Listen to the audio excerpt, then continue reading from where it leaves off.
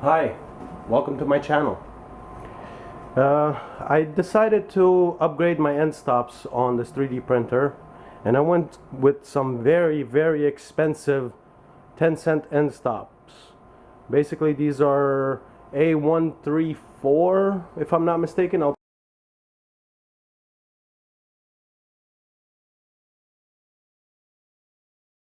They're magnetic switches basically. They're almost like reed switches but solid state. They'll react to one pole of the magnet and they'll give you a soft end stop. And what I did was I 3D printed a little tiny piece on there, which I'm sure the motor of the camera is going to completely butcher. Focus. In either case. So what happens is these end stops they wire in just like the mechanical end stops. They require 5-volt power, a ground, and they will short the next leg over to ground once they've reached the end stop status. So being that they're solid state, I expect them to be reliable for one, and more precise. Now unfortunately I didn't really bother measuring out the mechanical end stop switches, which were these guys. Focus. Or maybe I should zoom out. It will focus. These guys. There we go. These are the mechanical end stop switches that I was running before, and that's little UL bracket that mounted inside of the printer. And what I did was I would loosen these up. I would shove in a little piece of paper as a guide to level out the printer. Now I got these magnetic switches that I can just loosen up the screw just a tiny hair, move it up or down to even out the printer and get a proper balance. Now one of the things that was kind of curious is how much precision do these things offer. So I have this cheap gauge. It's a machinist gauge. It's a depth gauge basically, and it promises 1 inch worth of travel. I couldn't find a metric one, so I'll probably do the conversion at some point. But in either case, I wanted to know how precise are these things. And I haven't balanced this printer out. I haven't leveled it or anything like that, because I ended up moving my table as well down there. I converted it to run on 24-volt power. At the moment I am feeding a little over 28 volts, which I will be probably feeding around 30 volts. It keeps the boost converter, the DC boost converter, a lot happier if I'm feeding higher voltage than trying to feed 14 volts and getting a lot of amperage through. The thing starts to buzz like crazy because it's really not designed to handle that much amperage on the output. So I figured, what the heck, and it's probably more efficient regardless.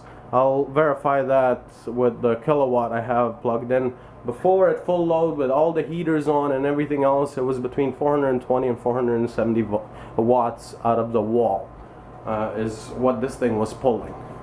Now mind you, this thing has a 1300 watt 12-volt power supply that basically puts out between 12.2 12.3 volts. Is regulated. It's a very beefy power supply out of a server. So let's run the experimentation and see. Now I kind of wish I had a light on that. Can you guys quite make it? Let's see. Can you make it in? Now I'm gonna auto home it,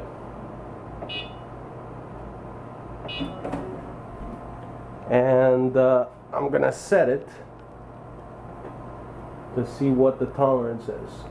I'm gonna set that to 0 and hit auto home again.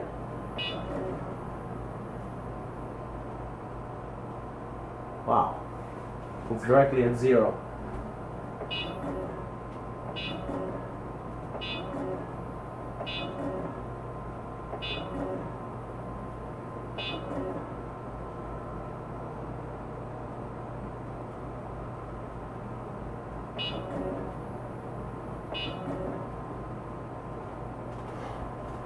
I guess the gauge doesn't have enough of a resolution to tell me what the difference is. It looks like it's mostly just about a hair difference. Now this is probably going to be one of the shortest videos I make because I'm still working on this printer, and the main reason why I went with these is because I heard they were higher precision, which is what I need, and I wanted the heated bed to not squeal as much as it did before, making it a little bit quieter. So I took out the sides for the heated chamber. I basically completely got rid of my leveling on there, and I have to re-level the thing. I got some feeler gauges that I bought. They go up to 0.03 mil. I'm probably gonna go to 0.1 mil leveling, so 1/10 of a mil in leveling, and see how that what kind of quality that gives me. And yes, the carriage moved down because of the spring pressure, and there's a little neodymium magnet that's in here, so making this thing quite simple. Actually, I couldn't believe how simple this thing is. I did have to invert my end stops in firmware, but that seems to be about right. So in either case, now that this video is done, I'm gonna continue working on this. Look out in my channel for upcoming videos on some specialty plastics. I've been sent a bunch of plastic to review, and I'm gonna be doing everything from nylon to carbon fiber PLA, things like that. That's just a little bit of a preview, and I'll let you guys know how everything goes. Alrighty, and don't forget to subscribe. The link's down there.